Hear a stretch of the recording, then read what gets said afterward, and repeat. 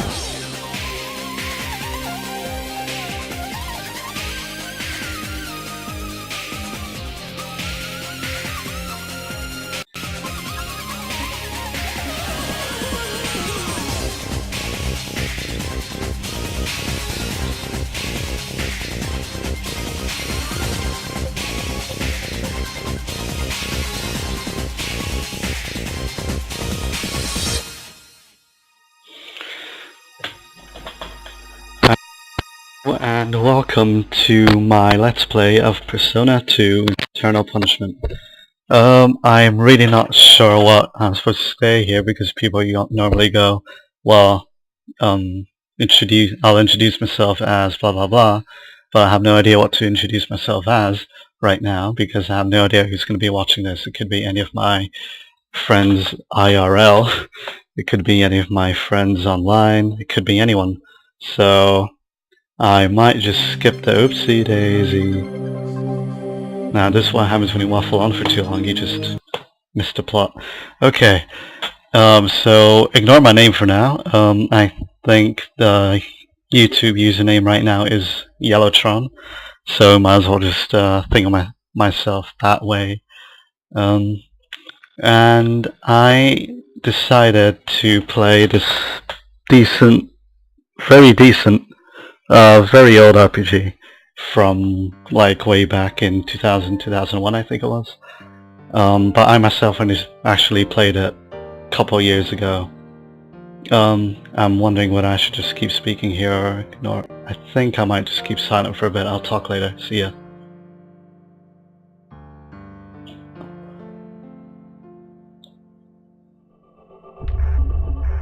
Please, just forget about me.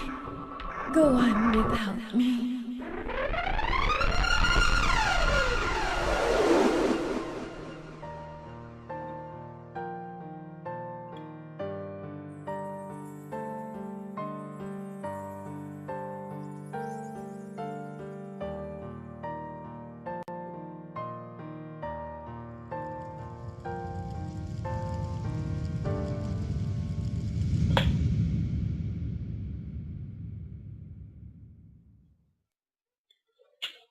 Great. Can you just give me a second while I fuck, I can't really speak right now while I try to place the window somewhere else. 1 minute.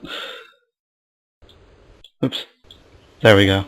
Okay, sorry for the bit shaky start. I'm not really used to doing this kind of thing. I mean, thinking about it, it's basically me speaking to myself in a little room in a flat in the middle of nowhere. At any moment my flatmates could just come around and hear me speaking, and it'd be pretty weird, possibly. Or they might just think I'm on the phone. Anyway, yeah. So back to the game at hand. This is Persona 2 Eternal Punishment, a JRPG from way back when. Not so way back when that would be considered retro. I guess it'll be a couple of years before it gets to that point. It is part of the Persona series, which is like a spin-off of the Shin Megami Tensei series. I'm pretty sure I didn't pronounce that right. I thought it might be a good idea to let's play this, as it is probably one of the better RPGs out there, I think. Gameplay-wise, it ain't great, but everything else, just the general style, the music, pretty much everything along those lines are definitely, they definitely make it worth playing. for those things alone. So, I guess we might as well continue on with the story here.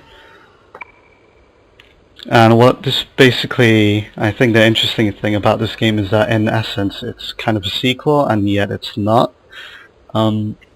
Because what basically happened was that there was a game preceding this one, another game called Persona 2, but this was Persona 2 Innocent Sin. And it was only released in Japan. It was never released in the US or Europe, although, patches were made. And I did actually play Innocent Sin. I don't think it was as good as this. It was still a decent game. I got to about 40 or 50 hours before I lost my save, so I never really got back to that. Eternal Punishment is supposed to be an improvement over the previous game in many ways, which I might explain as the game goes on. And it is really, I think it is a standalone game. You don't really need to have played the previous one to really understand what's going on here. I mean, they explain everything soon enough. But the gist of it is that this guy right here, is it worth spoiling it, or should I just assume that whoever's watching this hasn't played? I think I'm going to go with that. So I'm not actually going to say much story-wise, and I'm just going to flick through the dialogue. I will try not to take up too much of your attention.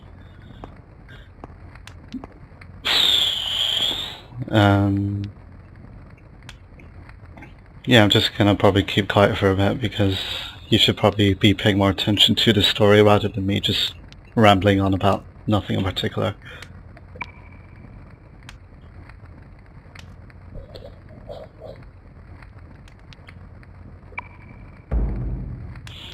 I think one of the first things about this game that actually strikes you is how it's just not really the typical JRPG setting.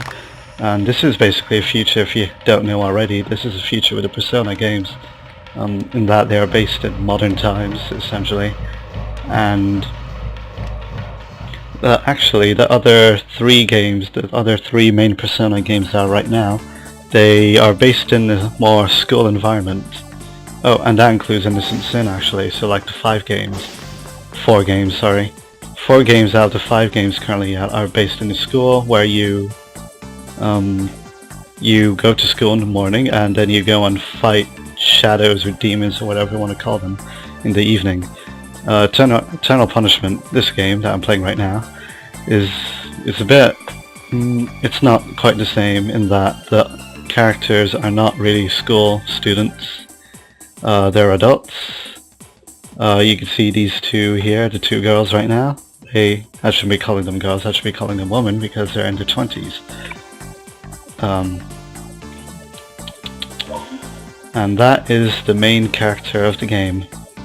Probably one of my favorite characters despite never actually saying anything in this game. Oops, there we go. Her name is Maya Amano. I really need to work on my Japanese pronunciation. I just cringed a bit hearing that myself. She is basically an editor of this teen magazine, Coolest, which is fitting because she's like the coolest character. And as you can see, she has just received a mysterious letter, which is not the best invitation to anything anyone's ever received.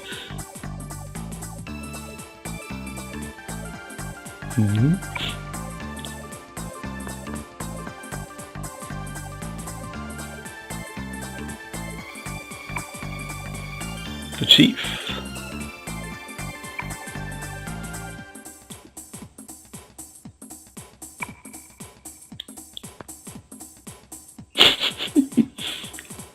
My man. Hang in there, bro. See, I told you my Amno is just one of the coolest characters ever. Despite not actually saying anything, in this game anyway. Innocent Sin, she is not quite the silent protagonist. Oh, that's another thing I actually forgot to mention. A lot of the characters in Innocent Sin are actually in this game. But then again, like I said, this isn't really a direct sequel. It's pretty hard to explain, but it's once you get into the game, everything kind of makes sense. Once you get into this game, I mean. This is Maya's boss, who doesn't really get that much screen time, to be honest. Which is kind of a shame, because it would have been pretty interesting to see a, boss-employee dynamic going on in the middle of everything. Ooh, crap. Hey. Yeah, I thought it was important. Big deal.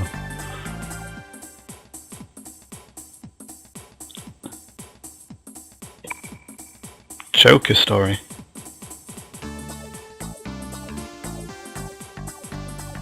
Recent series of bizarre murders. Get your ass over. Shit, I don't want to get murdered. Ah, fuck you.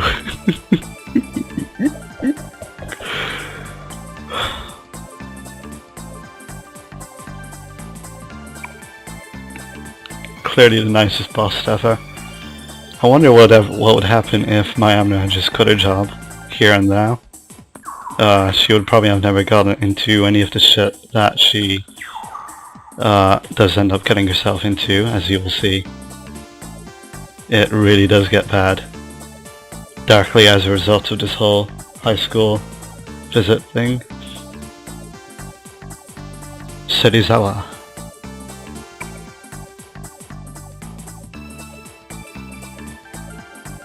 Apprentice.